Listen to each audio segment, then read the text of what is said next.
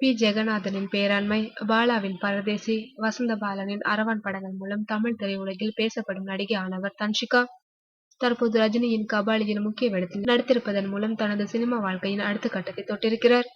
இந்நிலையில் ஸ்ரீதேவியின் அக்காள் மகன் அவினேஷ் கதாநாயகனாக நடிக்கும் காத்தாடி படத்தில் தன்ஷிகா அவரது ஜோடியாக நடிக்கின்றார். எஸ். கல்யாண் இயக்கியுள்ள இந்த படத்திற்கு பவன், தீபன் இசையமைத்திருக்கின்றனர். இதன் இசை வெளியீட்டு விழா சென்னையில் நடைபெற்றது. இதில் பேசிய தன்ஷிகா, நான் நடிப்பை மிகவும் நேசிக்கின்றேன். சிறிய வயதிலேயே நடிப்பை நம்பி படிப்பை கைவிட்டேன். படிக்க முடியாவிட்டாலும் இனி எல்லாமே நடிப்புதான் என்று இருந்தேன். ஆரம்ப காலத்தில் எத்தனையோ பிரச்சனைகளை, சிரமங்களை சந்தித்தேன். அவற்றிலிருந்து என்னை காப்பாற்றி வழிநடத்தியது என் தந்தையும் எனது மாமா ஒருவரும் தான். நான் எப்போதும் எதையாவது செய்ய வேண்டும் என்று ஆசைப்படுவேன். படிப்பு இல்லாத காலங்களில் பல விஷயங்களை கற்றுக்கொண்டேன்.